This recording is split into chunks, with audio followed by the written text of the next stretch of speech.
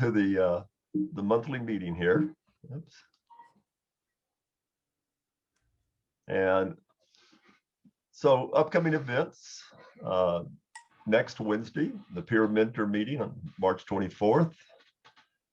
In April, for the monthly meeting, we're going to have this post-processing challenge. So you should have already gotten some information about it. And what that's going to be is we're going to give you guys photos, and we're going to see how each person decides to process the photos on their own. And we'll hopefully y'all come up with some creative ideas for the photos that we have put out. Then the next Wednesday in April on the 28th, another peer mentor meeting that Randy hosts. And in May, we're going to have a contest.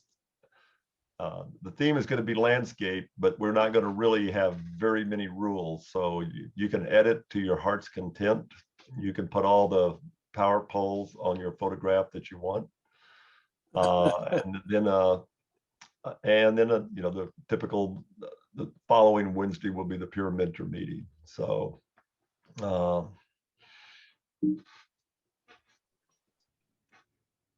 and tonight we have Amy Gulick, who some of you, it sounds like you already know. That's her website, but I'm going to turn it over to Barney to introduce her. Thanks, David, and thanks everybody for coming tonight. Well, obviously we're delighted to have one of the premier American nature and wildlife photographers with us tonight. Amy's devoted much of her life to writing and showing us some of the places most of us will never get to, and I think we're in for a real treat tonight. Just a little bit of background on her. She's a founding member of the International League of Conservation Photographers. She's won numerous awards, and many of her images have been featured in national magazines like National Audubon Society, National Wildlife Federation, Outdoor Photographer, Nature's Best Photography. There's a whole host of them. So quite an accomplished photographer. Other awards are obviously pretty numerous. I think some of the outstanding ones are Lowell Thomas Journalism Award for Travel, which she got back in the early 2000s, and a Hausberg Wilderness Image Award. And she's also gotten a Philip Hyde grant from NAMPA. Most of us are familiar with NAMPA, the North American Nature Photographers Association. So we have an awardee presenting to us tonight. In just a little more background, in 2010, she published Salmon in the Trees, which we're going to hear about tonight, I'm sure. The book, for those of you who haven't seen it, features her photography along with stories from her and essays from other scientists and conservationists. It's a wonderful read, and with, of course, outstanding photography to go along with the accompanying stories. One last note of interest, Amy started her career in storytelling at a very young age and happens to be the youngest published author I've had the pleasure to meet. Her first published story was when she was 6. So it's a little background on Amy. Amy, again, thank you for coming tonight and Zooming with us, and I'll turn the program over to you. Well, thank you. Hi, everyone, and thank all of you so much for tuning in tonight. I know the weather's getting better and the days are getting lighter, longer, and it's kind of hard to come inside. So I appreciate that you did. And I just want to say, you know, this is still such a weird way to gather and, you know, be together, but it's the best we have. And so I really appreciate, you know, I mean, nothing substitutes for being in person, but I really appreciate, you know, that you have all gathered tonight. I always feel like when I'm in a room full of photographers, even if I don't know any of you, I'm among friends. So it's good to be here. I'm speaking to you from my home on Whidbey Island in the Salish Sea of Washington State. And I'd just like to acknowledge that I live on the traditional homelands of the Snohomish, Tulalip, and Coast Salish people. And I'd also like to thank them for stewarding these lands for thousands of years.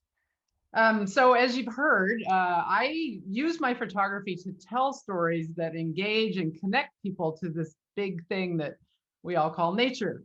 So more than a decade ago, I read an article somewhere that talked about this rather remarkable connection between salmon and trees in the Tongass National Forest in Alaska. This was such a bizarre concept. You know, there were actually salmon in the trees. So I knew I had to go and see it for myself, or try and see it. It's not something that's terribly easy to see. So off I went, and I came back, and I created my book, Salmon in the Trees, so that others could see this too, because again, it is really remarkable. So we're going to start there.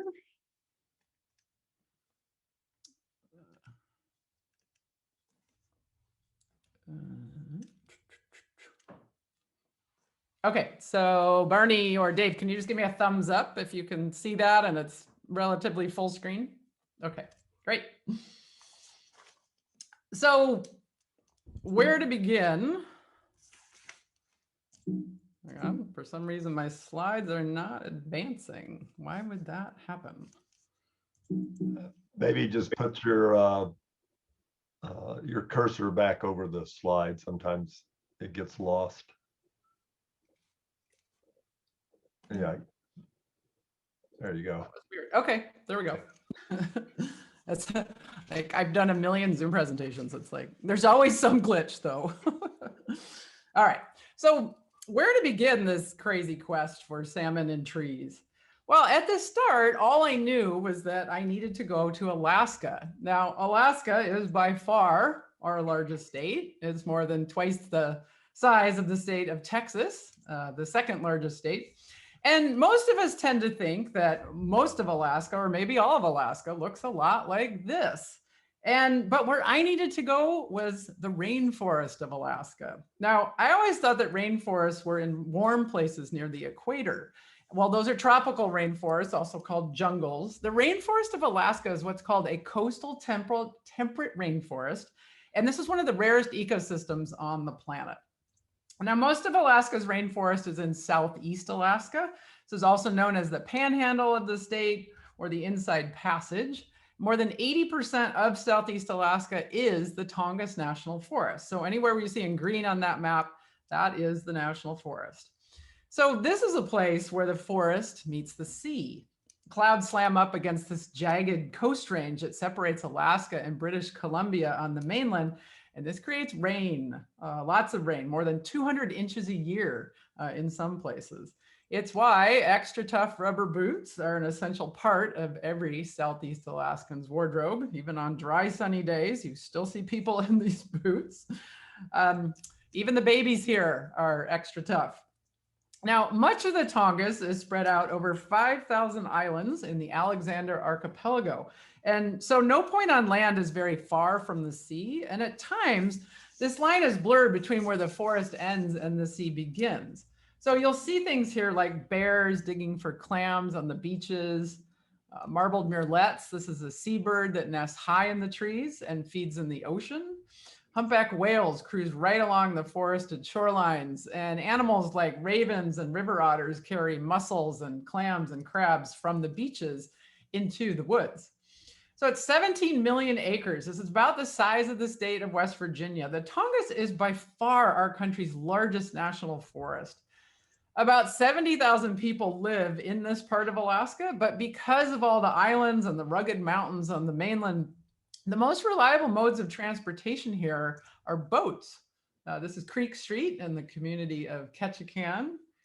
This is the Alaska State Ferry on the Marine Highway, and seaplanes act as taxis. So where to start? How to get around in this land of islands and jagged peaks? Well, I decided to do something that I really didn't want to do, and that was fly on a small plane with the door off. And don't let that smile fool you. It is one of madness and not joy. I thought maybe if I closed my eyes, it wouldn't be so bad, but it would kind of defeat the whole purpose. So I did this because I wanted to get a big picture view of this immense region. And from the air, it's easy to see that the Tongass is a giant mosaic of very different landscapes.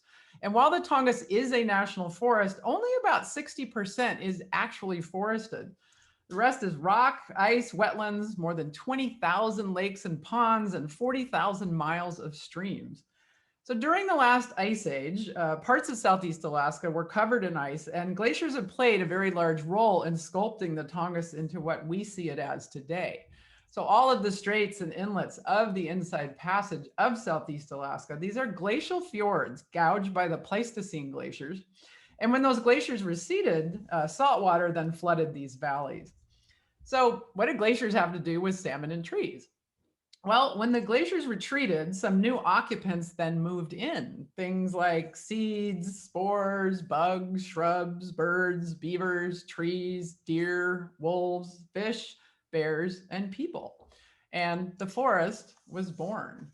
So in this forest lives one of the world's highest densities of brown bears. I know you all there in Jackson are familiar with brown bears, also called grizzlies, as well as the highest density of black bears in the world. And the forests here are quite thick, so it's not like you can see a bear coming a mile away.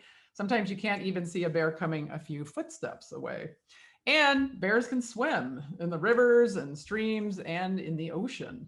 Never far from the forest, the sea is loaded with large creatures as well, including things like stellar sea lions, Dall's porpoises, and orcas, also known as killer whales.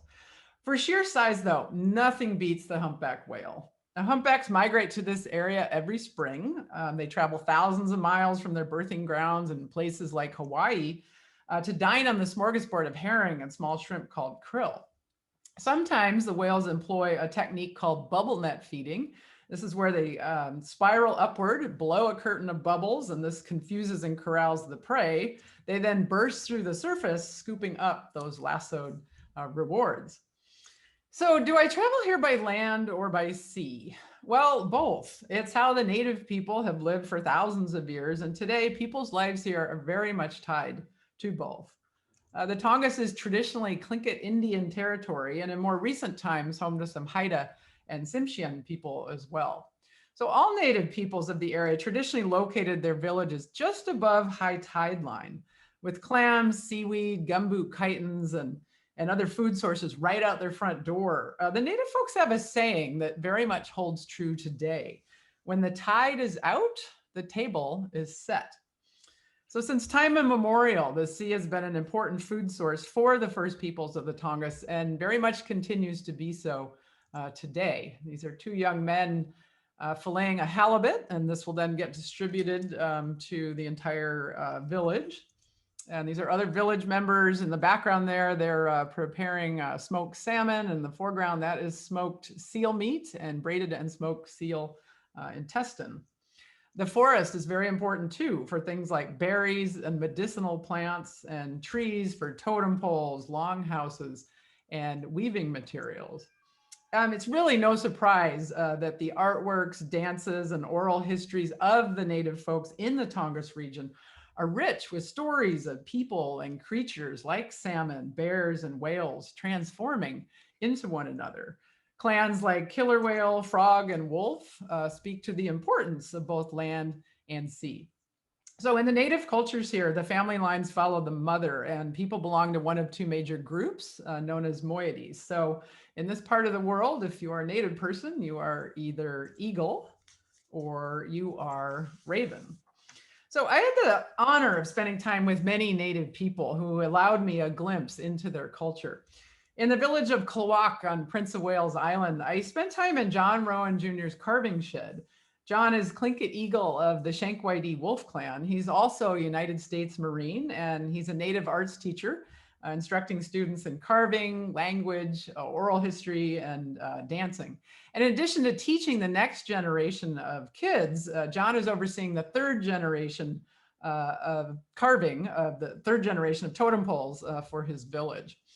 Carving next to him, this is 15-year-old Noelle Demert. She's Tlingit Eagle of the Kagwan clan, and she's the lead carver on this totem pole. Now, I was very honored to attend the pole raising ceremony for the pole that Noelle carved under John's watchful eye. This is an occasion of great celebration where the people dress in their clan regalia and perform traditional dances and songs. And no celebration like this would be complete without a feast, including salmon. This is one of the most important food sources for the native cultures and a very important part of the economy for many people here in the region. So where there are salmon fishermen, I'm hoping that there might be salmon. So I hook up with 28-year-old Carl Jordan. He's a fourth generation Alaska salmon fisherman out of Sitka on Baranof Island. And Carl tells me that he's proud to catch what he considers the best food in the world. His commute aboard his 38-foot trolling boat takes him past forested islands and breaching whales. He looks for seabirds feeding on herring. This is a good sign that salmon may be present. Weather, tides, and water temperatures all guide his decisions. And he knows he's part of an intricate web. Carl is typical of many fishermen in the Tongass region. And I think that most of us, I know I certainly was, were surprised to learn that it's small mom and pop operators like him that are delivering the best food in the world to our grocery stores and our restaurants. And Carl tells me he's very thankful for the salmon because they allow him to provide for his young family. And they do all of us who eat them this awesome service by nourishing our bodies. And then he says something that makes my head spin. He says that when the salmon swim into the forest, they nourish the trees too. Aha, could this be salmon in the trees? So I thank Carl, I jump off the boat and I head back to land. So when you go looking for salmon in streams, you will almost certainly see bears as well, whether you want to or not. So on Admiralty Island, it would be highly unusual not to see bears, and this is where I was headed. So the Tlingit people call this island Kutsnawu, which translates into Fortress of the Bears. And it's an appropriate name as Admiralty has one of the highest densities of brown bears in the world, an average of nearly 1 bear per square mile. So the second that you step foot on Admiralty Island, all that really matters is the present. You're in someone else's home, someone a lot bigger and stronger than you, and it'd be nice to return to your own home at some point. So you're on your very best behavior. You announce yourself, you're considerate, you're super clean with your food, you give your host, particularly the lady of the house and her offspring, plenty of personal space. Now, if you do all of these things, you'll likely have a pleasant visit, perhaps extraordinary. So the mouth of Pat Creek on Admiralty Island, this is a beautiful example of a rich estuary. This is a place where freshwater streams empty into protected bays of the coastline. Now, an estuary is in a constant state of flux as the tides ebb and flow. Biologically, estuaries are highly productive areas supporting a rich mix of both terrestrial and marine life. Now, when I visited Admiralty Island in early August, the salmon were leaving the ocean and entering this estuary. And sure enough, there were plenty of bears waiting for them. Now, there's nothing like watching bears being bears in their home. So I'm watching the bears here because the salmon are here. But why are the salmon here? Well, salmon are remarkable creatures. For those of you maybe not familiar with them, they're born in freshwater streams and rivers. They head out to the oceans to mature. And then somehow, at just the right time, they find their way back thousands of miles to their birth stream as adults to spawn the next generation. So the Tongass supports all 5 species of Pacific salmon, and every summer and fall, millions of wild salmon fill nearly 5,000 spawning streams throughout the Tongass. This is the time of year when this whole place comes alive. Where there's a concentration of food, the crowds show up. Not unlike a Friday night all-you-can-eat buffet. So the great numbers of salmon, they help to explain why the Tongass region supports the world's highest nesting density of bald eagles, and why there are 80 bears here for every 1 bear found inland far from salmon streams. And to watch this feeding frenzy, to me, has just got to be one of the greatest spectacles on our planet. At least 50 species in Alaska have been documented feeding on salmon. So black bears, brown bears, all kinds of birds, marine mammals, and of course, people. Even more astounding, though, is that enough salmon dodge this deadly obstacle course of the beaks and jaws of animals, as well as the nets and hooks of people, to sustain their populations year after year. And they've been doing this for thousands and thousands of years. So while there's a lot of action going on at the mouths of these salmon streams and in the estuaries, I noticed that many salmon make it past this gateway between ocean and land, and they keep swimming upstream into the forest. So in this particular photo in the upper right corner, that's kind of like, that's the entrance to that estuary. So the salmon have left the ocean, they've entered that intertidal estuary, they've wound their way through it, and then they found this main channel of the freshwater stream. So that dark mass in the lower left corner and into the center of the frame there, that's all salmon. And this is not an unusual thing to see this time of year. And again, remember, there's 5,000 spawning streams throughout the Tongass. This is just one of them. So this is going on throughout the whole region. So, but I want to follow the salmon and find out where they go. So to do this, I head to Wrangel Island and I meet up with Brenda Schwartz-Jaeger. Brenda's fourth generation Alaskan, and her ancestors worked as bounty hunters, trappers, and big game guides. And Brenda tells me that she's the first generation in her family to be able to bring people to the Tongass and not take anything other than photographs. And Brenda says that in society today, you know, we're all used to pushing a button and controlling our scenery, our temperature, and even our sound. But in a real wilderness, she says, we quickly realize that we're not in control, and it's humbling. And probably no other place Brenda goes that allows people to experience wild Alaska and be humbled is a place called Annan Creek.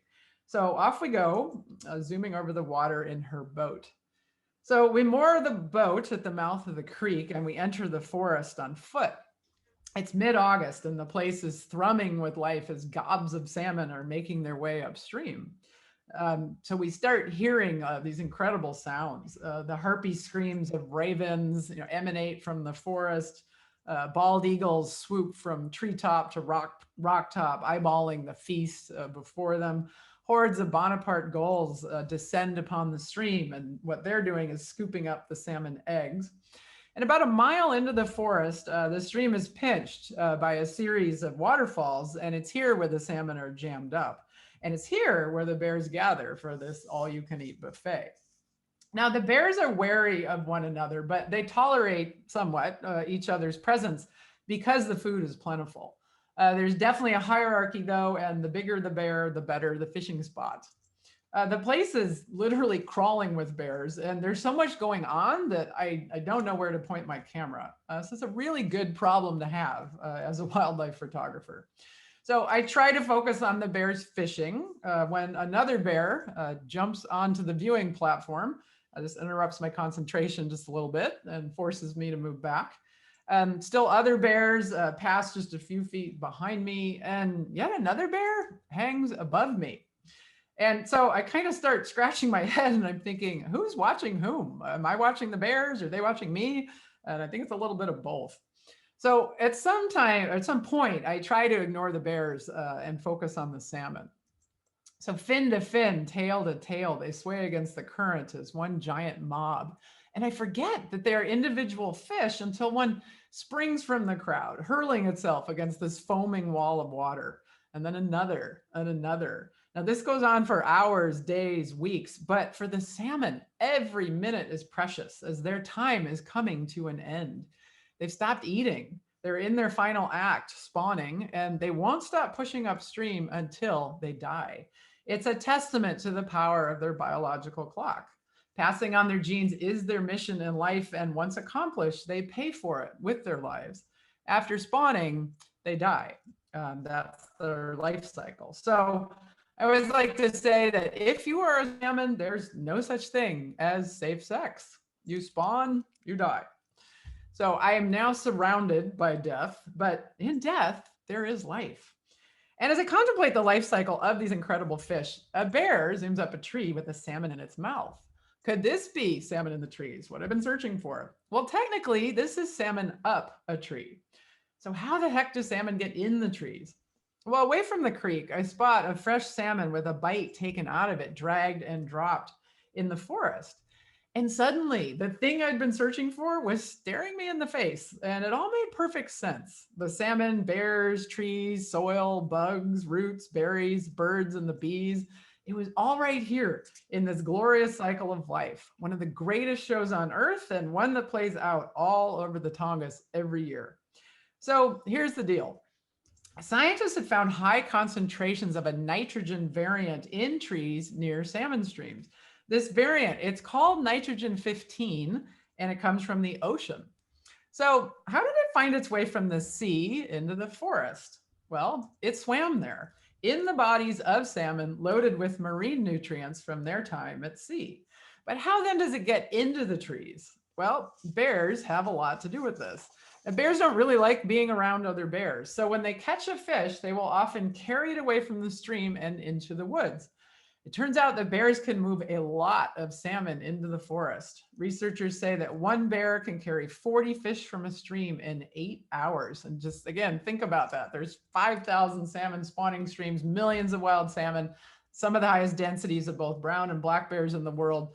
That adds up to a lot of salmon dragged and dropped into the forest. And toward the end of a good salmon season, the bears can afford to be picky, and they're usually targeting the richest parts of the fish, and they leave the rest behind.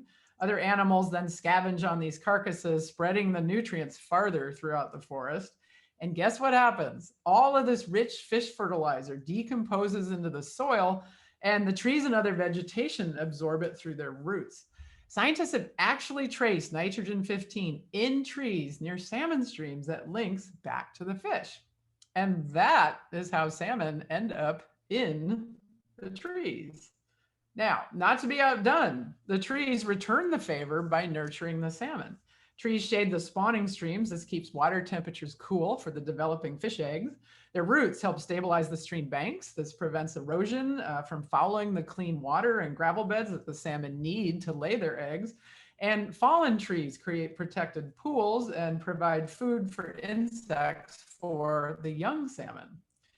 So in parts of the Tongass, trees help grow salmon and salmon help grow trees. When you understand this connection, this remarkable connection between salmon and trees, you quickly start to see other connections. Bald eagles, fueled by salmon, will soar greater distances to find food during the lean winter months. Female bears padded with fat reserves will give birth in their dens and nurse their tiny cubs with salmon-enriched milk. The forest, fertilized with supercharged soil from decayed fish, will sprout new growth come spring. And what about the salmon? Well, as winter arrives, the last of the adult salmon are spawned out and their nutrient-packed bodies picked clean. Swaddled in the streams and incubated by the forest, their fertilized eggs will soon hatch the next generation, ensuring that the cycle of life is a circle, always flowing, never broken. So I always like to say in the Tongass, what goes around comes around. And that goes for us too. Salmon help us understand that we also need healthy forests and oceans for the gifts of clean water, air, and food. So what's the threat to the Tongass? Well, it's helpful to know a little bit of history. So when Russians and Europeans arrived on these forested shores in the 1700s, they saw a land of superabundance and they started taking things like gold, sea otter furs, whale oil, and salmon. Now, we were a little slow to start taking timber here in great quantities, but that all changed after World War II. Industrial scale logging began in earnest, and some of the great forests of the Tongass began to fall. Thousands of miles of logging roads and clear cuts have degraded parts of the Tongass, impacting some salmon streams and the people and wildlife who rely on them. Now, keep in mind, again, as big as the Tongass is, 17 million acres, 40% is not forested. It's rock, ice, and wetlands. Only 30% of the Tongass contains what are called productive old-growth forests with commercial timber value, and less than 3% of the entire Tongass consists of what are called big tree productive old-growth forests. These are among the areas most valuable to wildlife, including salmon and the people who rely on them. And while these forests are best known for their centuries-old giants, they are in fact what are called multi-aged or ageless forests. And I'll explain what I mean by that. So when a giant falls, like this one did, snapped off on its own, this creates a gap in the canopy, and this allows light to reach the forest floor and stimulate new growth. So then saplings and shrubs sprout and clamor for the sky. All ages and sizes of trees eventually create a multi-storied canopy. And in a forest like this, in death, there is life. A fallen tree becomes what's called a nurse log, and its decay provides nutrients for new trees growing on top of it. A standing dead snag, this provides homes and lookout spots for all kinds of critters. And the feast that the forest provides nourishes many different animals. This is Devil's Club, and it's large clumps of berries. This is an important food source for bears. And this is one of the most important medicinal and traditional plants to the native people here. Bunchberry. Hang on, my screen is freezing again. Here we go. Bunchberry, this is a critical food source for the Sitka black-tailed deer, particularly in the winter months. And the deer, in turn, is an important food source for wolves, bears, and many local people. So what happens after all the trees are removed from an old growth forest like this? Well, there is a lot of new growth at first, but it doesn't last long. In a relatively short amount of time, just a few decades or so, the even-aged trees that grow up, they create a closed canopy, and this shades out any understory plants. So this forest was clear-cut about 70 years ago, and biologically, it's a desert. There's no food here for wildlife, particularly the deer. And there are many parts of the Tongass that look a lot like this. And scientists have determined that the forest will persist in this state for several centuries before it begins to develop the complex structural characteristics of a productive old growth forest again. So while trees are renewable, an old growth forest in this part of the world is not on any kind of human time frame. So of North America's original coastal temperate rainforest, which once extended intact from south central Alaska all the way down to Northern California, 44% has been affected by things like urban development, logging, or farming. And most of this has taken place from Vancouver Island in British Columbia south. So anything you see there in red has been developed in some way, and those original forests are now gone. But here's the good news. The Tongass is located here, and enough critical areas are still intact, holding the ecological integrity of the whole place together. So all of the species that existed at the time of European settlement, they're all still here. Nothing is missing. That's pretty astounding in the 21st century. Brown bears wiped out in most of the lower 48 states. They live here in some of the highest densities in the world, in part due to all those healthy wild salmon runs, which in turn support other species as well as the viable fishing industry that's been certified as one of the world's best examples of a sustainable fishery. Humpback whales find enough to eat to fuel their long migrations every year. The native people still live where their ancestors have since time immemorial. And all the local people here enjoy a very special way of life. And visitors come here because there's really no other place like it on the planet. Now, some of the most biologically critical areas of the Tongass are not protected, and threats to them include things like continued logging, mining, industrial scale tourism, climate change, and who knows what else down the road.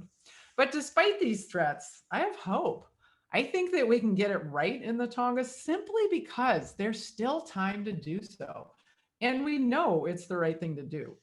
So let us learn from the lessons that salmon in the trees can teach us, that everything is connected, that this most magnificent of forests still thrives because all of its pieces still exist, and that we're very much a part of this too.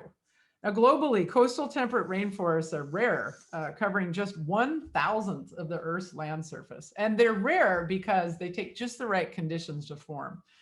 The Tongass contains 1/3 of the world's old growth temperate rainforest and the largest reserves of intact old growth forest left in our country.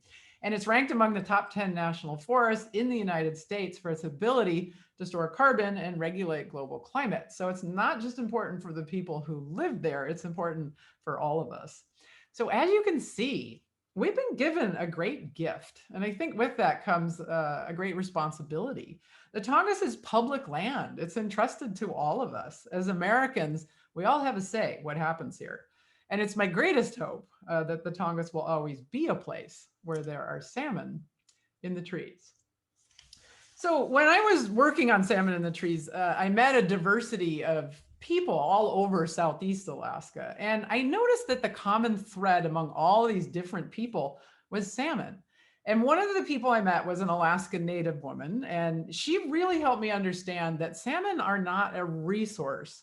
Rather, people have relationships with the fish. So this sparked a lot of questions in my mind, and that's how a story usually starts for me, with a question.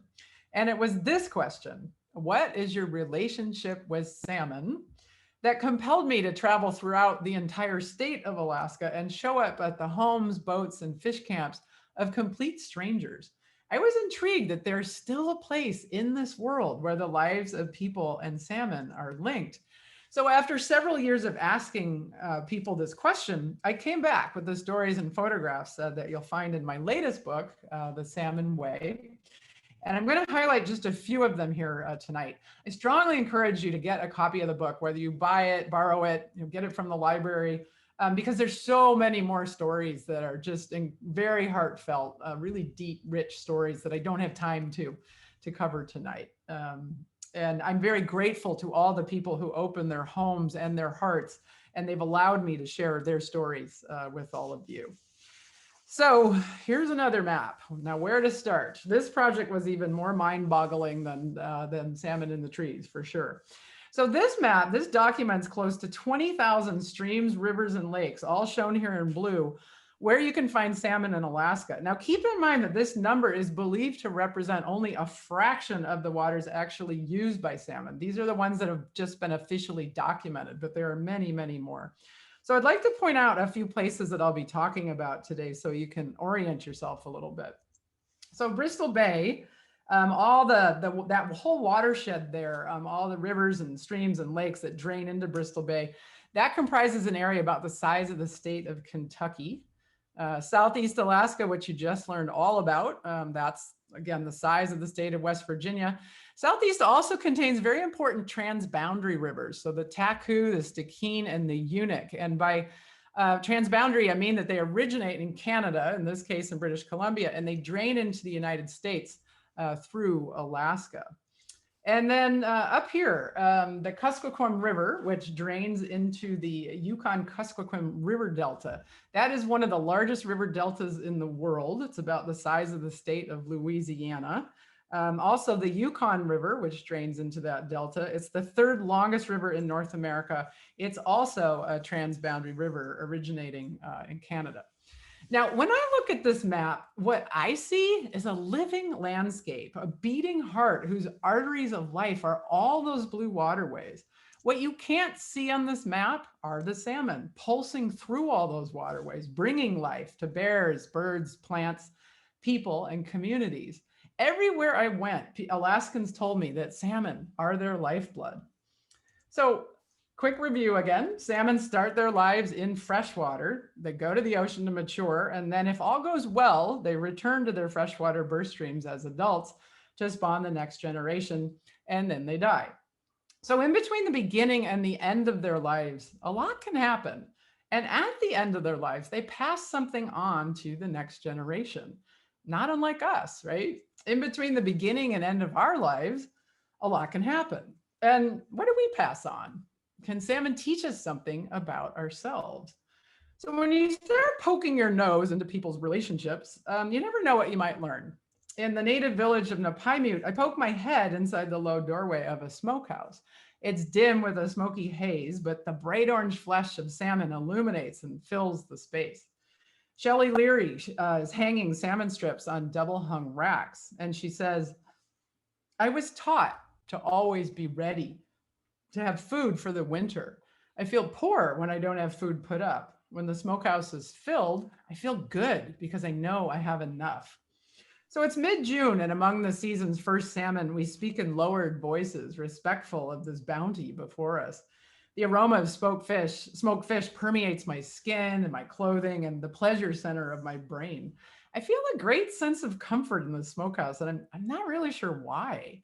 Never having to think a whole lot about where my food comes from or the possibility of its scarcity, how could I begin to understand Shelley's feeling of well-being that comes with the full smokehouse? So we're on the Kuskokwim River, 255 miles upstream from its mouth. The village population here of less than 100 is seasonal, with most people, including Shelley's family, arriving when the salmon do. The rest of the year, she lives downriver in Bethel, population 6,000, accessible only by airplane or boat. So she tells me a story of when she was in Seattle for a few days. A friend from Alaska was with her, and they walked around the big city looking at all the tall buildings and the crowds of people. And she says, we wondered what all those people would do when something bad happened. What would all of those people eat? We were glad we were going home soon. And this is home for Shelley. This is just a small sliver of that YK Delta. So that's the difference between my and Shelley's comfort derived from her full smokehouse. Mine is immediate gratification, delicious food in a warm, cozy place right now. Hers is long-term security, food for the winter, like money in the bank. I live under the delusion that there will always be food, even though I'm not growing, fishing, hunting, or even storing much of it. Shelley lives under no such pretense. So who's the wiser? Who is rich? What is wealth?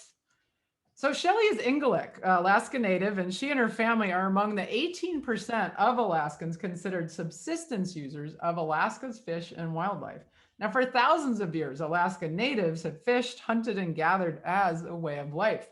Today, approximately 130,000 rural residents, both natives and non-natives, still rely on fish and wildlife, harvesting on average close to 300 pounds per person a year. And fish account for more than half of this amount. It's really important to note that there's no other place in the United States wild and abundant enough that a significant number of people can still live this way. Now, most of us are thousands of years removed from the ways of our hunter-gatherer ancestors. So today's concept of subsistence in Alaska, it's often misunderstood. The word itself implies a meager existence, but most Alaskans that I met who live this way of life consider themselves rich people, and they fight hard to maintain the right to continue their customary and traditional ways. Now, an outsider like me could see this as a food security issue, but I've come to learn that it is much more than that. It's about people whose identities, cultures, and connections to the land, waters, their ancestors, elders, children, and each other revolve around fishing, hunting, gathering, sharing, and respecting food and where it comes from, and teaching the next generations to do the same. Salmon bring people together. They keep people together. 3 generations of this family gather at their fish camp on the Kuskokwim River. So let's meet another family, this one from Juneau in Southeast Alaska, whose 3 generations gather because of salmon. So Heather Hardcastle, she's standing there in the middle, wearing the yellow suspenders. And Heather's parents, Pete and Sheila, they're there on the left. They fish the Taku River, that's a transboundary river on Southeast, and they sold salmon commercially in the summers. And they brought young Heather, her brother, and the family dog along on their boat, named the Heather Ann. And Heather says that she grew up eating salmon every day in every way, baked, boiled, in burgers, salads, and even salmon pie. It wasn't until she left Alaska to attend college in North Carolina that she fully appreciated the abundance of salmon that still exists in her home state and the way of life it allows commercial fishermen to live. Heather's husband, Kirk, is sitting in front of her with their daughter, Kieli. Kirk is from Northern California, and he grew up in a culture that revolves around high quality, locally produced cuisine. So when he married Heather and he began to fish commercially with Heather's dad, he quickly saw the potential to bring superb fish directly to restaurants, specialty markets, and consumers who wanted that direct connection with their food and the fishermen. So together with 2 friends, Renee and Winston, they are there on the right there with their daughter, Athena. They formed Taku River Reds. This is a company that prides itself on honoring both the fish and the fishermen by providing high quality wild Alaska salmon and supporting a way of life for fishing families. So Heather, she advises an international coalition called Salmon Beyond Borders. This works to conserve her home stream, the Taku River, along with other transboundary rivers that straddle the United States-Canada border. This is the mouth of the mighty Stikine River, one of those transboundary rivers. And Heather tells me, these rivers are our lifeblood. My dad has always said to evaluate any proposed activity or development through the lens of salmon. Whatever is good for salmon is going to be good for the environment, community, and economy.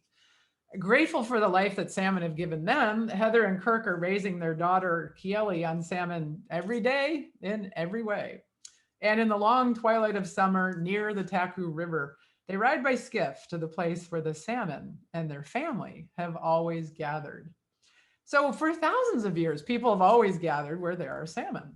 In Bristol Bay in Southwest Alaska, the annual return of the world's largest run of sockeye salmon triggered a great migration of native people who came for the seasonal bounty and to renew ties with family and friends.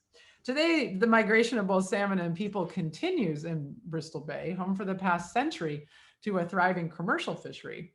People come for the seasonal bounty and to renew ties with family and friends. So Melanie Brown, she's there on the left in red. She's migrated with her family to Bristol Bay every one of her 50 summers.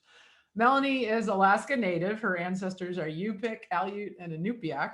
And she inherited her great-grandfather's commercial fishing site near the Naknek River. This is one of 9 major rivers that feeds into Bristol Bay. So there are 2 ways to commercial fish in Bristol Bay: set netting and drift netting. Melanie is a set netter. So set netters fish close to shore and they fish from a fixed location, and many use skiffs to help them set and pull in the net. Drift netters, they use bigger boats and they can fish anywhere within the legal boundaries. Now, some set netters, they don't use boats at all and they fish by hand from the beach. And as one beach set netter told me, most of the time it's plain, hard, miserable work in the cold, in the wind, in the rough waters, in the rain, in the mud, with bugs, little sleep, and improper nourishment for days on end. So the Bristol Bay fishery is really intense. Why? Well, an enormous volume of salmon pulses into the bay in a very short period of time. Since the 1960s, an average of 33 million fish return every year. The season I visited, close to 60 million fish returned. Now, most salmon runs in Alaska happen over the course of 4 to 6 weeks, but here, 80 to 90% of that run comes in just 20 days. So with salmon showing up in mass and limited hours to catch them, it's all hands on deck, and sleep isn't something that one can afford to do much. So for Melanie in the middle there, commercial fishing in Bristol Bay, it is a business, but it's rooted in family. Her dad captains his own drift boat. Her sister's family fishes their own set net site. And Melanie and her mother there is on the left, and she's in her 70s. They fish their 2 set net sites together. And Melanie's daughter on the right, she had just started fishing at age 14, the year that I visited. And Melanie tells me, I feel like I'm living a legacy, a continuation of a river flowing in time. The Naknek is my family's home stream, and I'm grateful that it has given us life for so long. I want that to continue for my children and their descendants. So I spent a day on Melanie's skiff watching just how physically demanding set netting can be. Everything is muscle powered on her boat. There's no mechanical gear. So set, pull, pick the net, repeat for 6 to 8 hours, try to get some rest in between fishing openings, and do it all again, the next tide and the next, until the season ends. So at the end of the day, Melanie invites me to the family home for dinner of moose spaghetti and birthday cake for her 8-year-old son, Oliver. I ask everyone in the family, what does salmon mean to you? The answers come rapid fire: food, home, family, opportunity, education, blessing, and work ethic. So we've seen how salmon benefit people who catch and sell them for their livelihood, and people who rely on them for a substantial part of their diet and their culture. They also benefit people who make a living as sport fishing guides. So John Yeager, he's on the right. He lives in Wrangell near the mouth of the transboundary Teton River in southeast Alaska. He takes people on his boat to fish for salmon in the ocean. And he says, I'm not so much trying to fill the freezers of my clients. I'm trying to fill their minds with memories. There are many firsts on my boat. First time in Alaska, first time catching a salmon, or first time fishing with a grandchild. I like that I can provide experiences that will stay with people forever. So John grew up in a small town in Ohio, and his family owned a grocery store. And he tells me that when he was young, if he wanted ice cream or T-bone steaks, he'd just go to the family store and grab what he needed. There was no exchange of money, and he never really understood where food came from or what it took to get it. When he came to Alaska, though, he married into a family here that homesteaded on the Teton River and fishes and hunts as a way of life. You might recognize Brenda there from our Salmon in the Trees adventure. That's John's wife. And John says, Living the way we do in Alaska, I think a lot about food, especially salmon. When my family catches a salmon, we give some to my wife's parents and to an elderly neighbor, and then we share the rest together. We've done the job the fish wanted us to do with it. That's important. It's not just the sustenance of the fish, it's the spirit of the fish. Heidi Wild, she's shown here with her 14-year-old son, Lane. She's a sport fishing guide in Bristol Bay, and so she takes clients all over this immense region to fish for salmon and trout. She guides March through October, and so she sees salmon at both the beginning and the end of their lives. And she says, the moment that salmon eggs hatch, the fight to survive and thrive is on. The fish make their way to the ocean and they face limitless perils. They stay gone until they're called home. They don't quit swimming in the middle of their return home simply because they face obstacles. They keep moving forward, tirelessly, devoted, inspiring, just like most of us. So Heidi, myself, and two others, we fly in a small float plane soaring over the vast tundra with its countless creeks, lakes, and rivers. It's late August, and while the frenzy of the Bristol Bay commercial fishing season for people ended in mid-July, the frenzy of the spawning season for salmon is in full swing in the many tributaries upstream from the mouth of the bay. The pilot lands on a lake and we hike to a creek jammed with tomato red sockeye, nearing the end of their lives.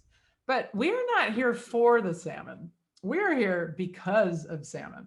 Rainbow and Dolly Varden trout grow big and fat here, feasting on salmon eggs, salmon carcasses, and the young salmon that emerge in the spring. We cross the creek and a wall of crimson sockeye opens and streams along both sides of us. The water sings with the ripples of the shallows and the ripples of the salmon swaying in the current. We cast into the water, into our minds, fishing for whatever this way comes. Few words are exchanged. The shared connection to the land, the fish, and the crisp air bonds us together better than words ever could. Time slows. What matters is what's happening now, not what happened years ago or what might happen tomorrow.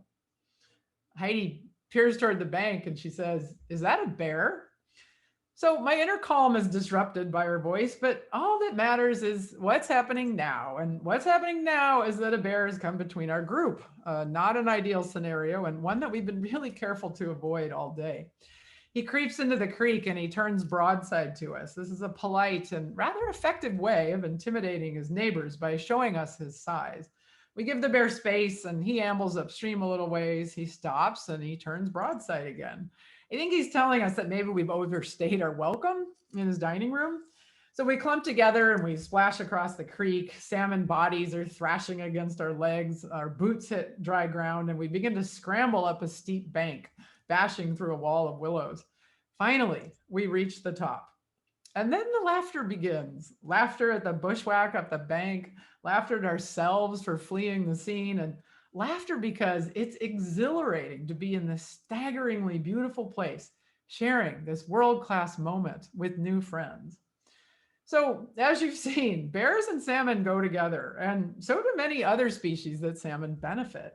At every stage of their life cycle, salmon are a life force that feeds something. The salmon circle of life radiates to support at least 50 different species in Alaska. You spend enough time around salmon and you realize that they're in everything. They're in bears, birds, marine mammals, and people. They're even in trees, which you all just learned about from our first journey, Salmon in the Trees. Now, for this adventure and this book, this is the cover image of the Salmon Way. A lot of people have asked me how I made this photo, and you are all photographers, and it's important that you know this is not Photoshop. This is not manipulated in any way. This is the real deal. So, but how did I do this? Well, I had this idea in my mind, and this is really important. We can talk about this later, about pre-visualization. I had this idea in my mind that I wanted to make a photograph that spoke to this concept of salmon as a life force. But this is difficult to capture and show when the salmon are still alive. So somehow I needed to make a photograph of a live, vibrant salmon providing life for something else.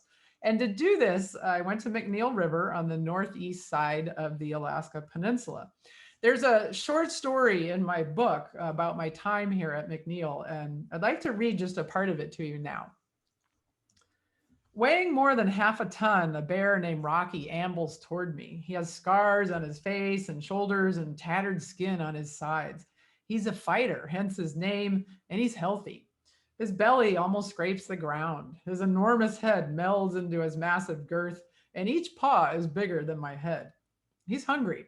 Fortunately for Rocky and me, there's a river full of fish just steps from where he stands and I sit at the McNeil River State Game Sanctuary. Established in 1967, the 200 square mile sanctuary is protected wildlife habitat and home to the world's largest congregation of brown bears. Now, if it weren't for salmon, we wouldn't be here. If it weren't for salmon, people who came to McNeil long before it was designated a wildlife sanctuary probably wouldn't have been here either. The camp where we pitched our tents is pocked with shallow depressions in the ground, evidence of semi-subterranean dwellings of people who were most likely nomadic. I can envision them arriving in the summer to harvest salmon. Perhaps they took steam baths fueled by driftwood from the beach not far from today's wood-fired sauna overlooking a lily pond. They would have shared food, chores, and laughter, not unlike us sharing peanut butter, hauling water, and swapping stories. While they didn't come here to watch bears, they undoubtedly viewed them with respect. Everything we do, eat, sleep, walk, and talk, is done with respect for the bears and their home. We sit quietly near the roaring river. Rocky faces the falls in solid defiance of the oncoming water tumbling over the boulders and swirling past his legs. He darts his head into the churning water and emerges triumphant with a flopping fish. It's a female, and as the clamp of the big Bruin's teeth forces the eggs from her body, in that moment, her life force is transferred to his. So I think that many people, I know I am, are drawn to salmon because in salmon, we see a bit of ourselves. Salmon show all who encounter them that life is a dance of rhythms, balance, and strength. Through twists and turns, ups and downs, we learn to trust the unseen and bow with grace for the time we are here. From the fish, we learn what it means to be a part of the world, what it means to be human, what it means to just be. Salmon are a gift. I heard this over and over again. They're a gift to the land, water, animals, plants, and people. And when you're on the receiving end of a gift, you give thanks and you give back. It's the salmon way. So everywhere I went, from remote villages to urban cities, whether I met with people for 10 minutes or 10 days, I always seemed to leave with salmon in my hands. I was so touched by the generosity that the salmon people showed me. I learned that sharing is the Alaska way, and that this goes beyond food and includes sharing things like firewood, laughter, sweat, and tears. This generosity of spirit forges relationships, and relationships create communities. So throughout my travels, I asked people another question. What would your life be like without salmon? Pretty much everyone gave me the same answer. Without salmon, there would be no community. That's what salmon do. They connect us to each other, to a home stream, and to our true nature. So for many Alaskans who don't make their living from salmon or live a subsistence way of life, their connection to salmon runs deep, catching their own fish and sharing the bounty with others, because food always tastes best when it's shared. Now, I wish more than anything that I could live this salmon way of life where I live in Washington State. And had I been born 80 to 100 years ago, I could have.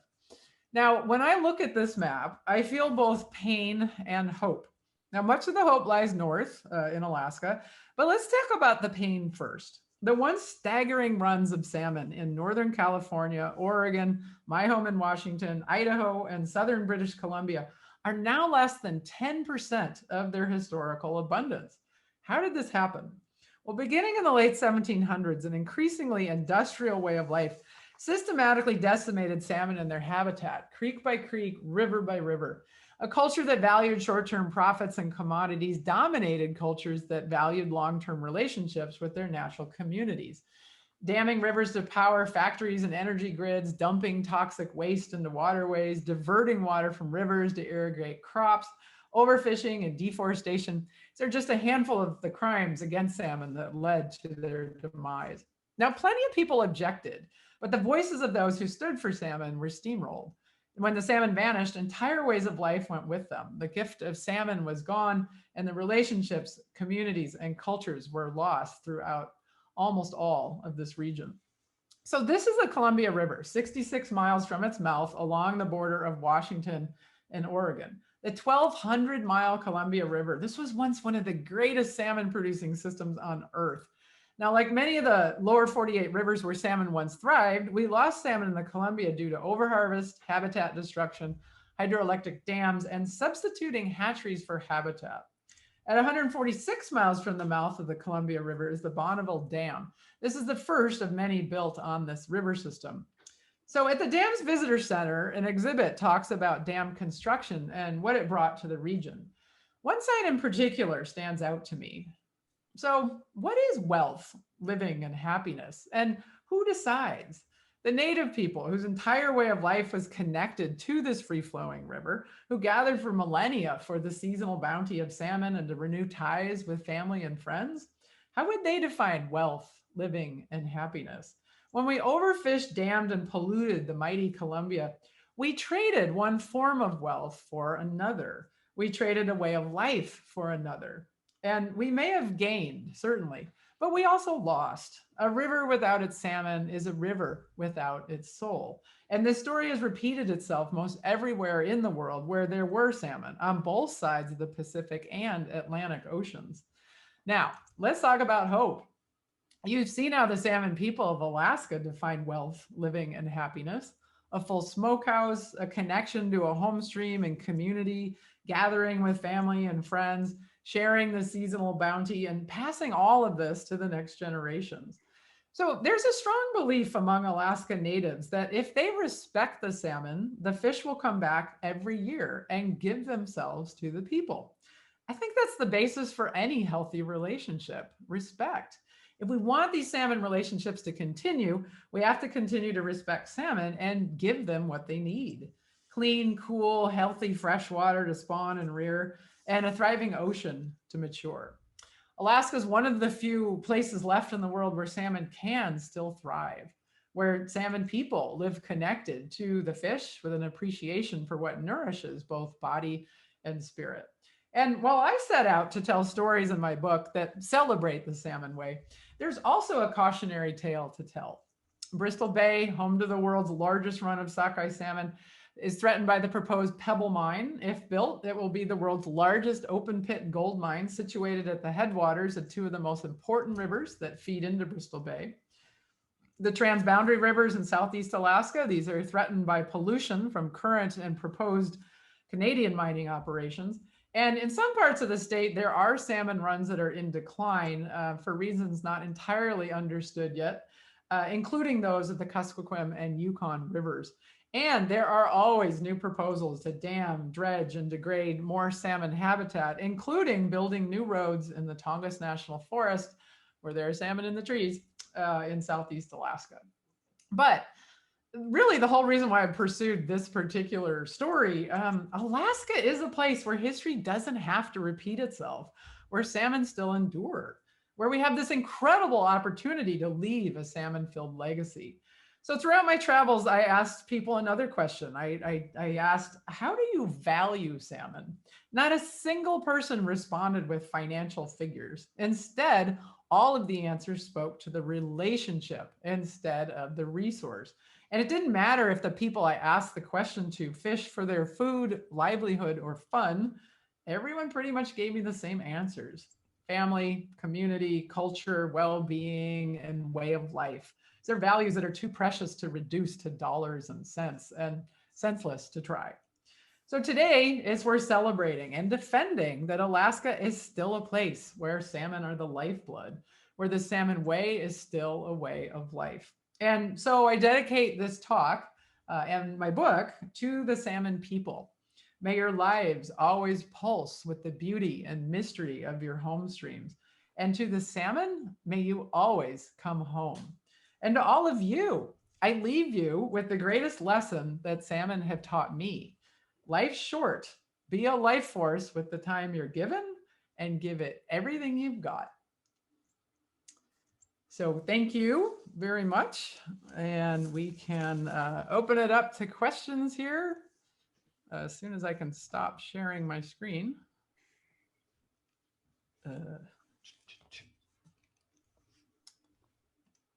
There we go.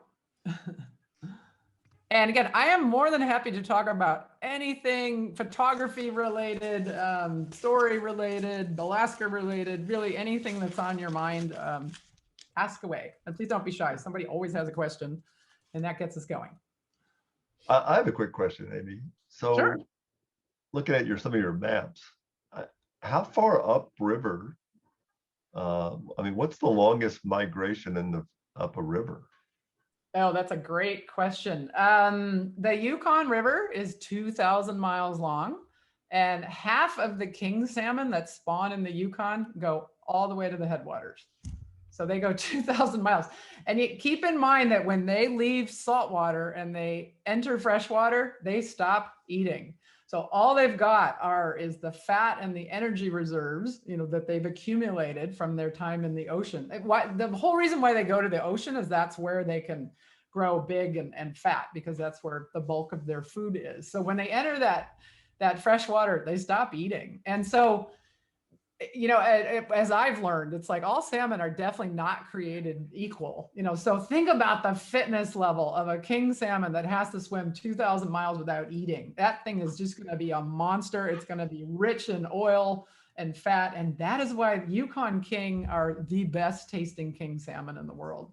There are other king salmon that maybe only go up, 100 miles, maybe 50 miles. It just depends. And those salmon probably don't have to be as in great of shape as those Yukon kings. But yeah, they are just remarkable. I liken their journey to the hero's journey, just everything that they go through, all the obstacles they face. And then, if you watch salmon on their very last breath, they don't stop swimming upstream until they die, and they're going to die.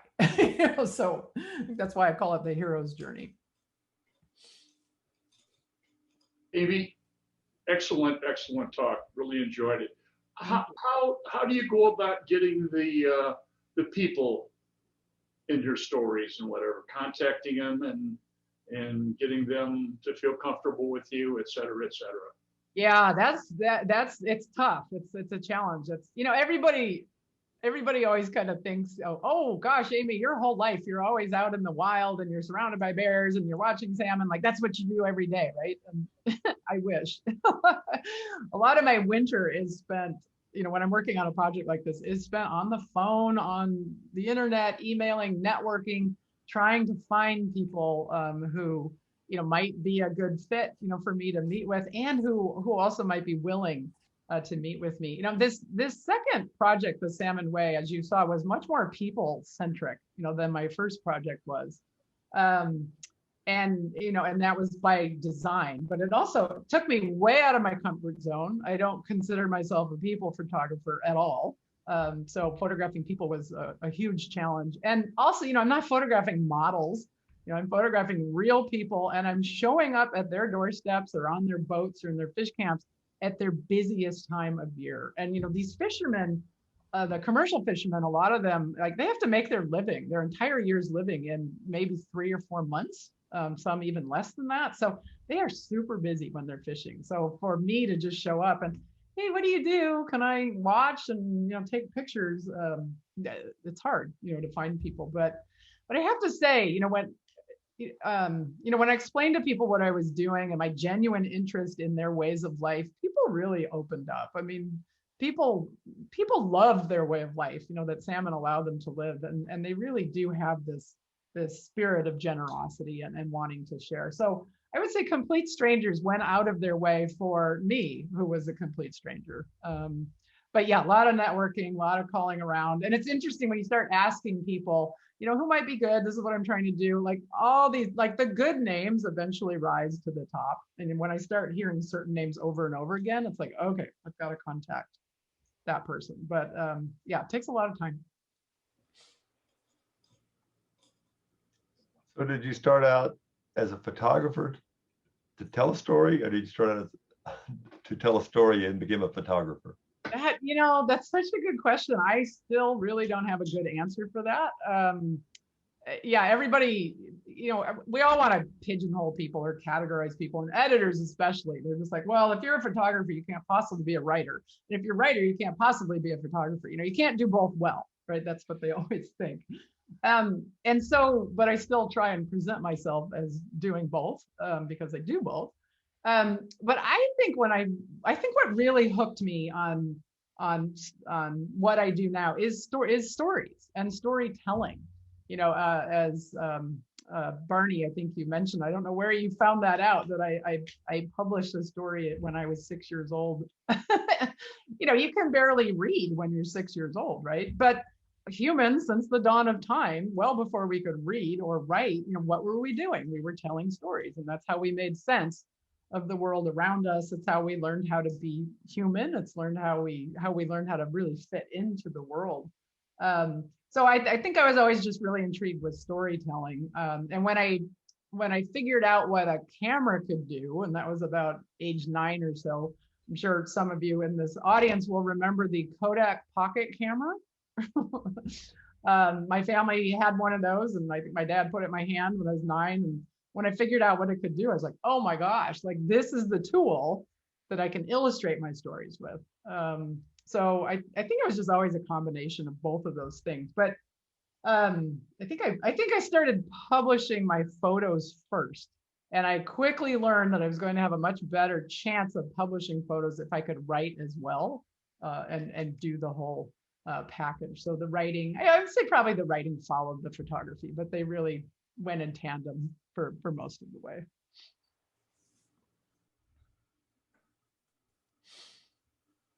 Amy, that was a great talk, and thank you so much.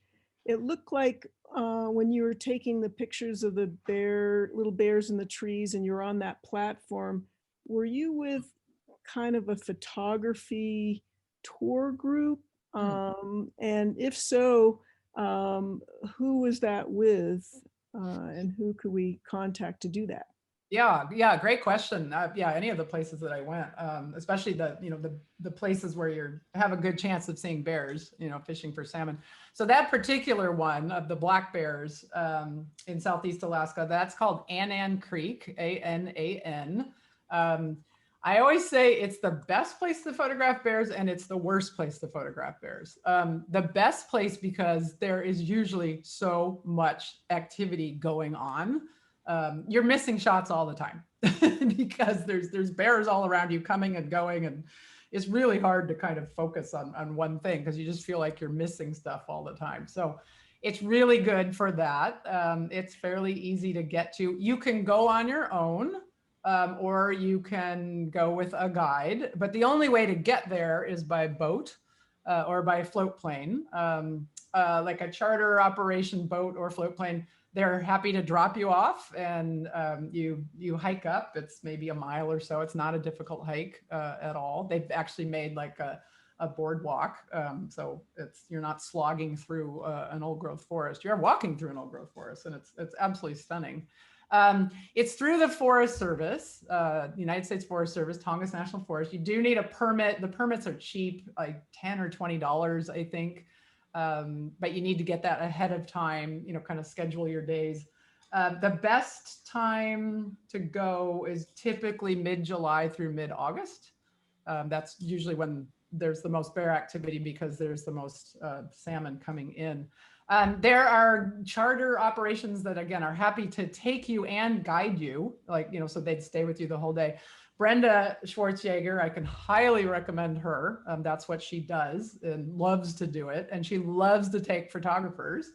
She's always telling me, it's like, bring more photographers. I love taking them, to Annan. So her company is called Alaska Charters and Adventures.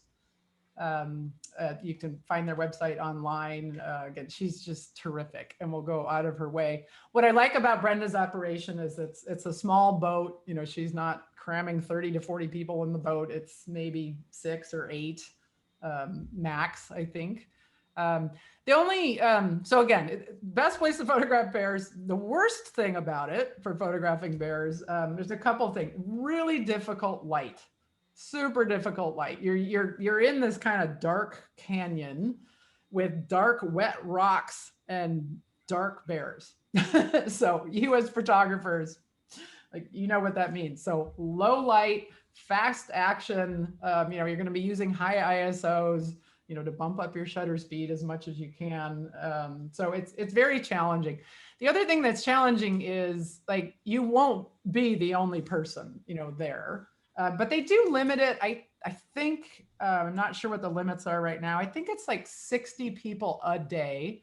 It would be very rare that all 60 people are there at one time. There's usually kind of people coming and going throughout the day. Most people don't spend more than 2 hours there, which always just blows me away. You know, for the time it took you to get there and all the time and trouble you went, it's like 2 hours when you could spend all day. You know, if you pick the right, you know, charter operation and guide to take you there.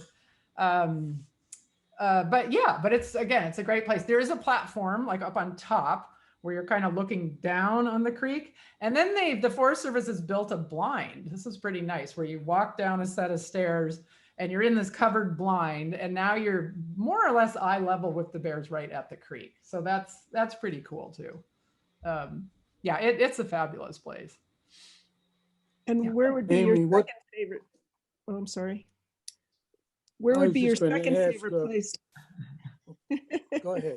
Sorry. Second favorite place. I wouldn't say that's my favorite place. My favorite place is McNeil River, where I made the cover shot of the Salmon Way.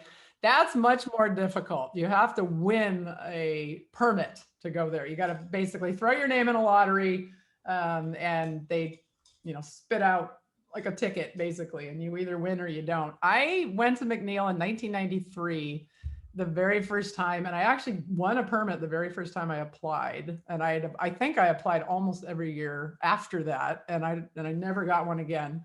And then in 2016, I got a special media permit to work as I was working on this book. What I love about McNeil is only 10 people are there for 4 days. That's it. It's you are one of the 10. There are rangers there with the state. They guide you to the falls or to wherever the bears might be, depending on the time of year. So it's just your group of 10 and 1, maybe 2 rangers. That's it. You have to be self-sufficient. You bring your tent, you bring all your food. You will be camping, but it's a nice setup. They've got, you know, 2 outhouses. They've got a little sauna there. It's just, to me, it's the real wild backcountry experience. You are really experiencing bears on their terms. At the other places, you pretty much are too, but there's just more people coming and going. And as photographers, I mean, I don't know how you feel, but I don't like being distracted by a lot of people, especially when there's a lot of bear activity or other wildlife activity going on. So McNeil's my favorite by far, but it's hard. It's hard to win that permit. You know, and you just buy the permit, schedule your days kind of thing. If the permits are available, which they usually are. There's another place on Admiralty Island called Pat Creek. I showed that to you in the first, in the Salmon in the Trees adventure. That's on Admiralty Island. That's similar to Annan as far as, you know, you just buy a permit, but you can only get there. Really, the best way is float plane. And there are plenty of charter companies that'll take you, guide you, or drop you off for the day, come back and get you, that kind of thing. You can also camp on Admiralty if you want, but it highest density of brown bears in the world. So don't know if you want to camp there or not. Amy, what politicians have you tried to convince? Great question. What politicians have I tried to convince? Alaska Senator Lisa Murkowski. She and I have met several times. I have placed a copy of the Salmon Way in her hands. We did an exhibit. I did an exhibit in Washington, D.C. in partnership with a terrific group called Salmon State, that is a conservation group working on preserving salmon in Alaska. We did a big event in DC, and Senator Murkowski spoke at that event, so we met there again. She's pretty key. She's very key, certainly to Alaska, but to these kinds of issues. She's not as much of a salmon champion as we would all like her to be. She's a bit wishy-washy on Pebble Mine, as is Senator Dan Sullivan, the other Alaska senator. finally, they did come out and say just recently that they were opposed to it. But, you know, all these years, they haven't really taken a stand one way or another. For salmon in the trees, for the Tongass issue, since that is a national forest, you know, we're always trying to get to really kind of whoever's championing, it's a hard word to say, our federal public lands, you know, because that deals with that. The national forest falls under the U.S. Department of Agriculture. For some reason, they consider trees a crop. So we're always trying to target, you know, the head of the USDA or any particular politicians who've just taken, you know, our public lands really in general on, you know, as an issue. My senator, Maria Cantwell, huge champion for public lands. She's, I think, introducing, if she hasn't already done so, introducing legislation that would halt or hopefully just put an end permanently to the logging of old growth forests. Believe it or not, for as little old growth forests as we have left in our country, we're still logging them. So she's trying to stop that. So great question. And it's always a moving target, you know, as to who that influencer, that decision maker might be. But I really do make these books not only to engage decision makers, but to engage, you know, the public, because a lot of what I do focus on, you know, public lands, salmon as I don't want to call them a resource. I'm trying not to use that word anymore, but the relationship that so many people have with salmon, you know, and that way of life they allow them to live. So just trying to help people understand that.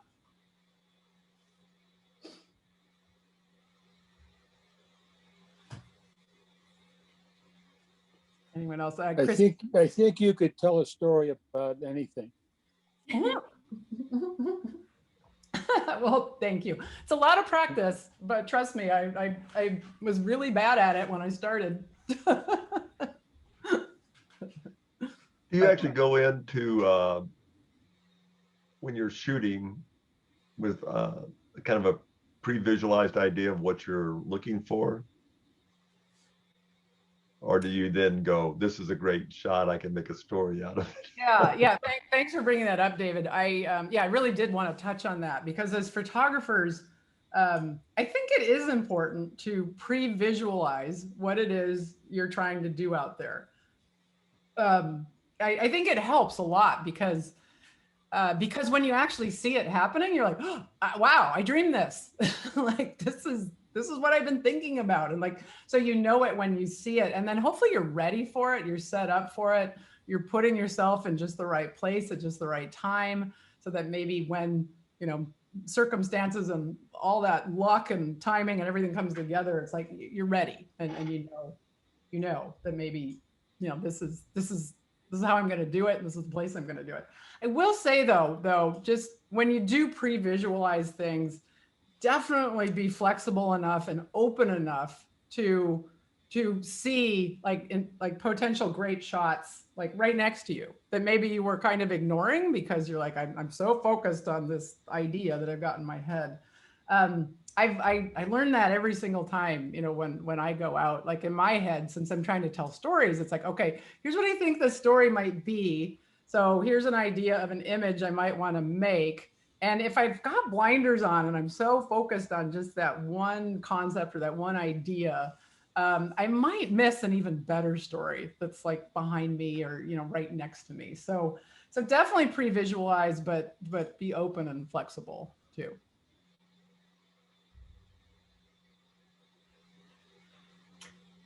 What's next, Amy? What have you got up your sleeve?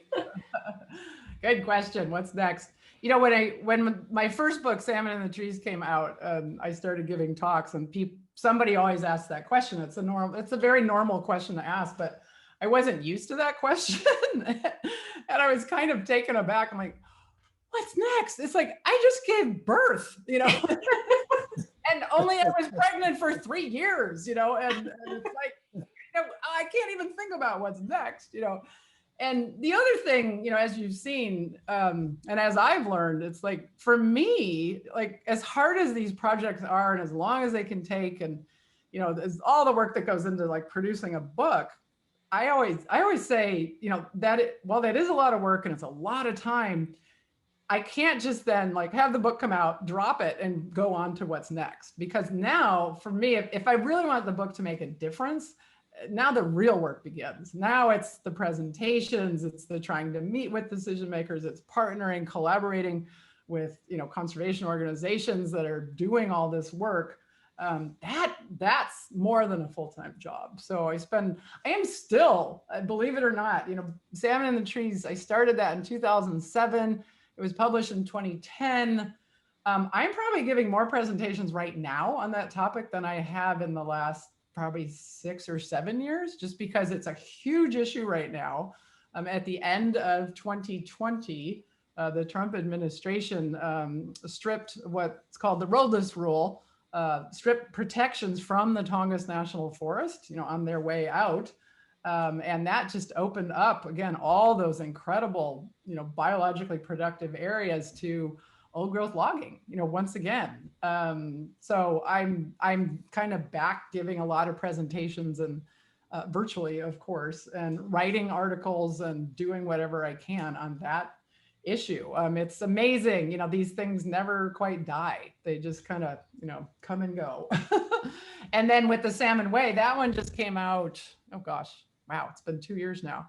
And I'm doing a lot of, again, outreach with organizations working on that issue, whether they're working on trying to stop the pebble mine or working to curb pollution from the, the transboundary mines, kind of whatever it is. So that's always, it's a lot of work. It's a lot of time, but I really enjoy doing it. I really enjoy, again, helping people engage and understand, because these places are, they're so incredible. They're so special, but many people will never go and will never see what this is like, but it doesn't mean they don't care.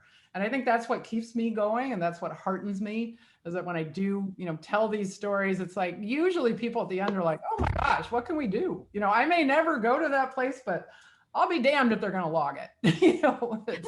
Or mine it, or whatever it is. Like they get fired up, and that fires me up, and that keeps me going. So what's next? I don't know. And especially with the pandemic still going on, it's, I don't even know what I could do next right now. I have some ideas. I'm very interested, as I'm sure most of you living in the gorgeous Jackson area are, just super interested in public lands and what public lands mean to all of us, what happens on public lands. And because they are public, we all have a say.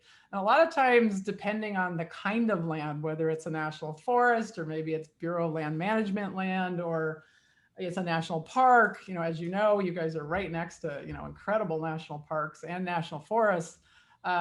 Different things can happen in, parks, and they can happen in national forests. And but regardless, we all have a say, what goes on in there. And that really inspires and motivates me, because you think I think of our country and how fortunate we are to have the public lands that we have. I can't even imagine my own life without all the experiences that I've been able to have and enjoy, on public lands. And I don't want us to take those for granted, because, as we've seen, they can vanish very quickly. They can get sold, they can get privatized, they can get, drilled and mined and logged. And I'm not saying we shouldn't, do some of that, but, let's not ruin everything. So I've always got kind of public lands in the back of my head, and trying to maybe think about doing some kind of project revolving around that. But all of you, again, your backyards are so gorgeous. Keep vigilant on this stuff. Pay attention to what goes on your public lands, because they are yours. That's my soapbox. Do you do anything with? I spend a lot of time in northern British Columbia playing with steelhead, and that's kind of really gone downhill in the last. But anyway. 10 years or so, the fishery has just really tanked. Yeah. You do anything with the Canadian government? I really haven't worked in Canada much. Now, just south of the Tongass is, what they call the Great Bear Rainforest. And that's like, very similar. It's same ecosystem. Again, salmon spawning. There's definitely salmon in the trees. Yeah, in that ecosystem. I haven't. I really haven't worked in Canada much. But some of the groups I collaborate with, they do. This group called Salmon Beyond Borders, what they are trying to do is broker some talks and arrangements and deals and legislation between Canada and the United States, because we share that border. And those transboundary rivers that originate in Canada and flow into Alaska, those are super, super important rivers. So that group, I highly recommend looking into them. salmonbeyondborders.org, I believe, is their website. They're doing great work, and it's difficult work. Again, how do you get two countries to work together and say, okay, we won't mine in Canada because we don't want to harm Alaska? That's a tough sell. But there's actually legislation and precedents for both Canada and the United States to work on border issues. So it's not like it's unheard of. We have done it in the past. We're just trying to do it for those. And Paul, I feel for you for steelhead, because steelhead they're struggling in a lot of places for sure. Definitely down here in Washington, and just an incredible, incredible fish. So if it wasn't for the dams on the Columbia and the Snake, I mean, how far would salmon have come up? Would they have come to Wyoming? I mean, somebody maybe in the group may know this answer. I'm not a fisherman. Yeah. I don't know about Wyoming, but they get to Idaho, or they would have gotten to Idaho. And yeah, don't quote me on all this. What the big push down here for the Columbia is to remove 4 dams on what's called the Snake River. And that's the one that, I don't know if it originates in Idaho. Part of it is in Idaho. Maybe it's tributaries. I think some of the watershed is in Idaho, goes through Oregon, goes through Washington. It is the major tributary that feeds into the Columbia. And there are 4 dams on the lower Snake River that really don't need to be there anymore. Some might argue with me on that, but they're not really providing a whole lot of economic gain, I guess. There are other ways, I think, to kind of take care of what would be affected if those 4 dams went. I think the only reason why those 4 dams were put in was to control water for barging and, like, say, movement of grain. But there are other ways to do that too. So it would go a long way to really helping the king salmon come back in the Columbia. And everything's connected, right? If we didn't know that, we sure knew it from salmon in the trees. And those king salmon that spawn in that Snake River, and that need to get up higher past those dams, that particular population of king salmon is super important for the southern resident killer whale population here where I live in Puget Sound. And one of the reasons why the killer whales are in such dire shape is because lack of food. Their primary food source is king salmon. They can't just switch and it's like, okay, we don't have king salmon, so now we're going to eat pink salmon. They didn't evolve, to switch their diet like we could, in a heartbeat overnight if we had to, but they can't do that. So so there's been a push, I don't know, 30 plus years at least to remove those lower dams on the Snake River. And I hope it happens. In my state, we did 10 years ago, we removed 2 dams on the Elwha River that really weren't doing a whole lot anymore. So it wasn't a hard sell to remove those. And it's been amazing to watch that recovery. And the scientists, they have this great experiment, to watch now. It's like, okay, what's going to happen when we remove the dams? What's going to happen to the estuary, to the river itself, to the life around it? And salmon are coming back much quicker than anybody ever anticipated that they would. And I always say it's like salmon are these incredible hardy creatures. They've survived ice ages, they've survived volcanic eruptions, fire, drought, just like incredible conditions. And then they survive everything we hurl at them. And they really they'll make it if we give them what they need. I mean, that's just how hardy and tough they are. So As you can tell, I get really excited talking about them. So I don't want to keep going on and on, especially if you have more questions. And again, any photography questions, more than happy to answer those. Of course, the snake runs right through Jackson, you know. Oh, it does. I did not know that. Yeah, its headwaters is actually up in Yellowstone and then comes down through here. Oh, okay. Well, there you go. So, yeah, if we can, yeah. I don't know how if we remove those lower 4 dams. I don't know then like what happens like beyond that. Yeah. Well, that's great. Yeah, it's pretty amazing to think of salmon going that far inland. Just as it is with the Yukon, the Yukon River. But I mean, they go that far because that's where it's most suitable for them, to lay their eggs and spawn and then have a good chance of surviving, the freshwater phases of their lives.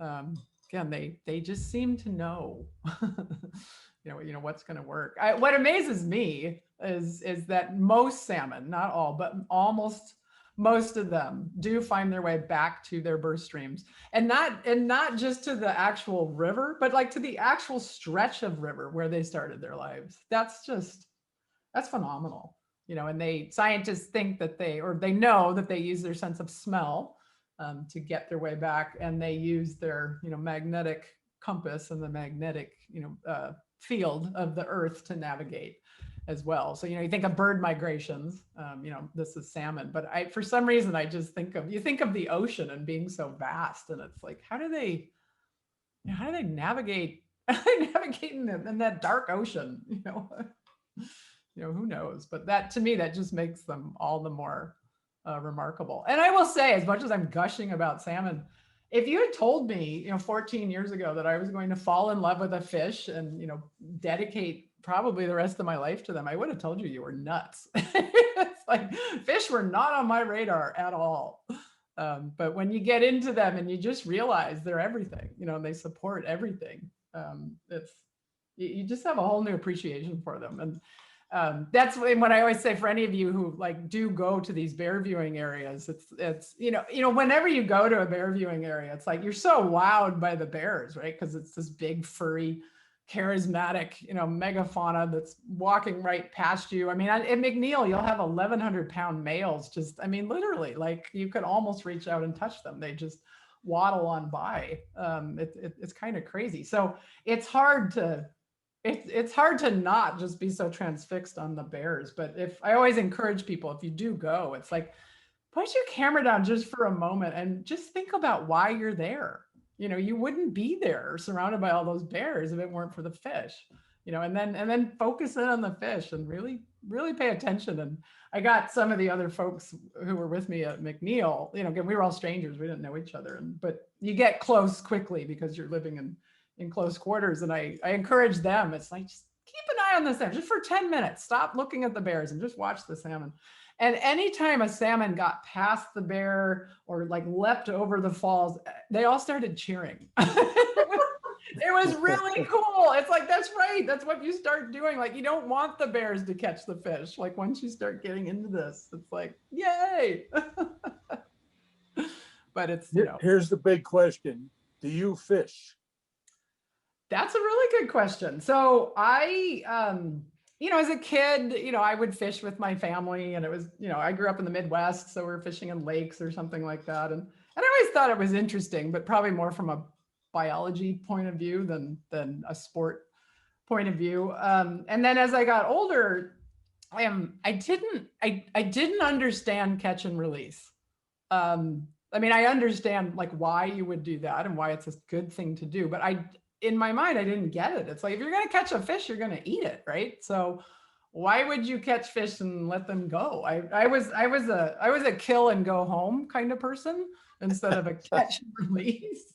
And I have to say, thank you for asking that question, because when I was working on the Salmon Way, I needed to find commercial fishermen who caught fish and sold them for a living. I needed to find native people who this is their entire way of life. This is their food source. This is their culture. This is their children, their ancestors. And then I needed to find sport fishermen, whether they were sport fishing for salmon or trout or whatever it was, because I wanted to get a sense, what are all these different relationships like? And the one I struggled with the most was sport fishing. Like, you'd think I would just, me of all people, that I'd understand that one right away. And I really had a hard time. And again, because I didn't have a hard time with the people sport fishing for salmon to put in their freezer. It's like, I get that. I totally get that. But I had a hard time with the catch and release and even with the trout, the catch and release. But it all became crystal clear to me, like that first day I went out with Heidi in the float plane, and it became so clear to me just flying over that beautiful country and then landing and then hiking and then, casting our line into the water. It's like, oh my gosh, I don't care if I ever catch a fish. I just want to, just being here is a spiritual experience.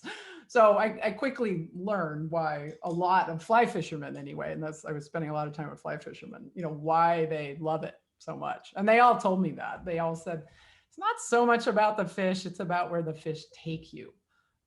So that helped me understand. But I struggled with that relationship and really trying to wrap my head around it. But I got better at it. Plus, my husband is an avid fly fisherman, so I had to get into his brain about that, like why he likes it so much. Anyone else? We do have a member of the group who's not here tonight, who's an avid fisherman, so he would have been maybe helpful in explaining that. But I almost can't believe Ben's not on this. Anyhow, any other questions? I just want another comment. It kind of like makes you want to sell your gear and take up another hobby.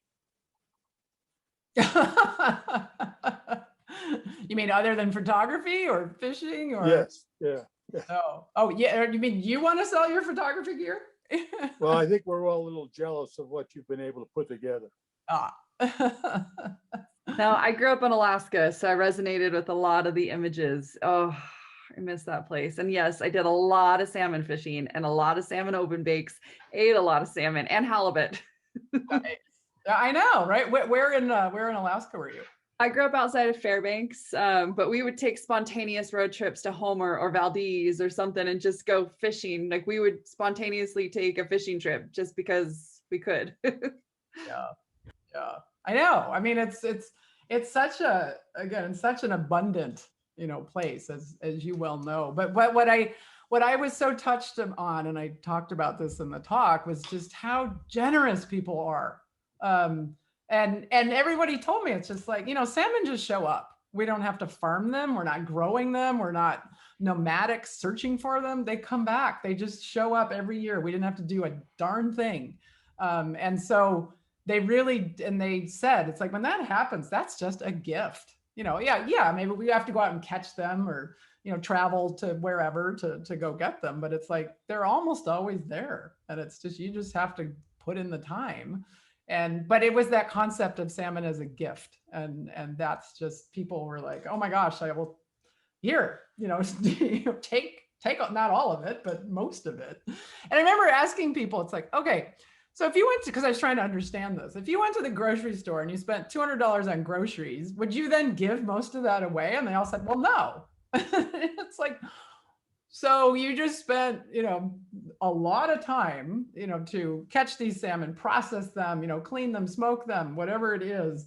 And now you're giving a lot of it away. And they said, wow, how is that different? And that's when they go into it's a gift. I have more than I will ever need.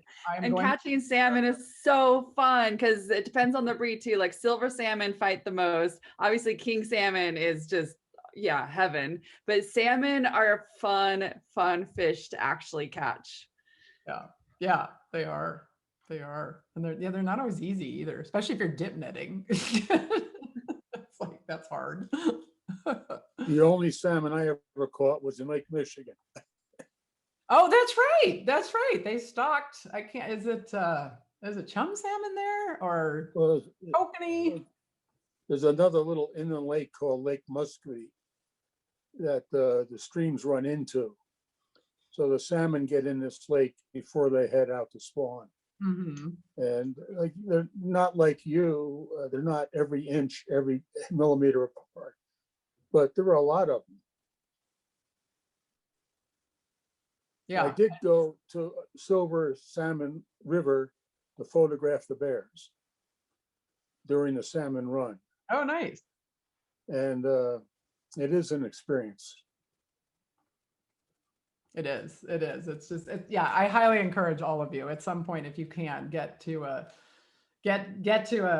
good spawning system, you know, where you're pretty much guaranteed to see bears. It's just kind of like nothing, it's just so wild, you know, and yeah. Yeah. And again, I mean, you know, and I know that you get to see grizzlies in Jackson, but I know they're not catching salmon. So, and they're just probably not in that concentration either.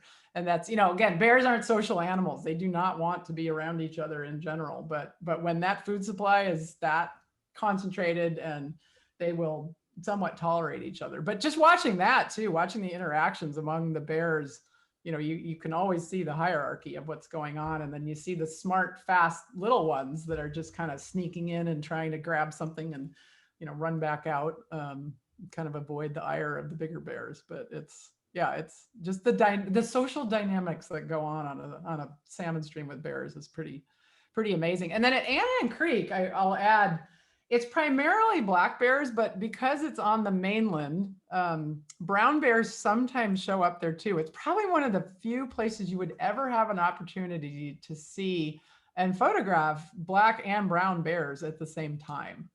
I mean, again, bears in general aren't social, but black and brown bears really don't want to mix with each other. It's really interesting to see what happens. It's usually black bears, but then when a big brown bear comes swaggering in, like all the black bears are like, oh no. So it's really interesting to watch those dynamics too. But yeah, it's very unique in that way too. I have a question about the removal of the dams. Yeah. So if the salmon normally return to where they were born, or whatever the proper term is, what prompts them to go further if the dams were removed? Does that make sense? Yeah, that's a really good question. Probably not the best one to answer that. Like a salmon biologist could probably answer that, but they are so genetically tuned, and I hate to use the word programmed, but maybe I'll use the word program. Their genetics are such that they are, I will say programmed. They are programmed to return to where they were born, like, and to that stretch of river where they were born. So if that stretch of river is above the dams, you know, what happens is like they swim up to the dam and they just keep swimming and swimming and swimming against the dam. It's like they don't, and I don't know for sure, like, would they just stop there and try and spawn? Probably not, you know, because their genetic makeup is such that it's like, I got to get back home, and this is not my home yet. So if this wall of concrete is in my way, I'm just going to keep bonking my head against it, which they do. It's really sad to watch that happen. You know, the other thing about salmon is they are some, not all species, but some, like the pink salmon they're fairly adaptable. The pink salmon are the ones that stray the most, that don't necessarily go back to their home stream. They can populate other streams and do pretty well. The reason they can do that is they're not going very far. They kind of spawn like right near the mouths of rivers, and they're not as big either. Like a king salmon is the largest salmon. So a king salmon needs a really big river system. You'd never see a king spawning in like a little shallow, tiny stream. Like their bodies they're not designed to do that. Whereas you'd see a pink or maybe a chum salmon doing that. But yeah, and the other reason, you know, why they want to get past the dams and to their home is like, that's the most suitable habitat for them to lay their eggs. You know, if their eggs are going to have a chance of surviving, they've got to be in good habitat. And that means, you know, good, clean gravel beds. Because what the females do is they dig it's called a redd. They dig a nest like deep in the gravel, and then they lay their eggs. The male fertilizes them, and then the female buries them again in that gravel. So if you don't have that substrate, or it's too murky, or it's dirty, or it's polluted, those eggs aren't going to make it. So they're always trying to get to suitable habitat. And that is really the big question. It's like, how do they know? How do they know what's suitable? But somehow they do. And they've been doing it a really long time. So.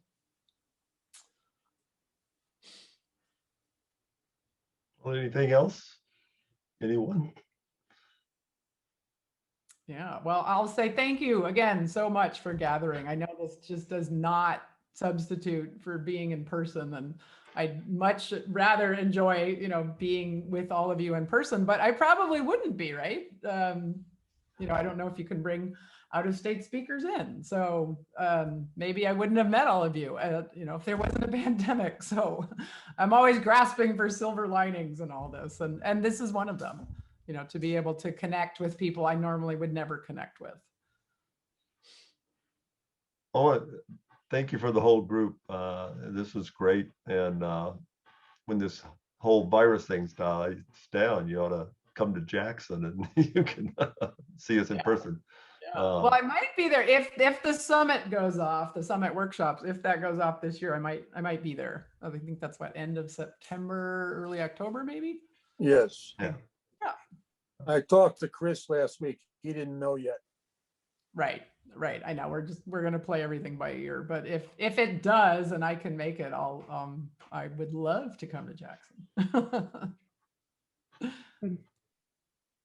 Thank you so much, Amy. That was really extraordinary. Your images are just jaw-dropping. So, and tell wonderful stories, and you're a wonderful storyteller. So thank you so much. Well, you're very welcome. Thank you all for being here. Thank you. Great. And to everyone, thanks for everybody being here. And we'll look forward.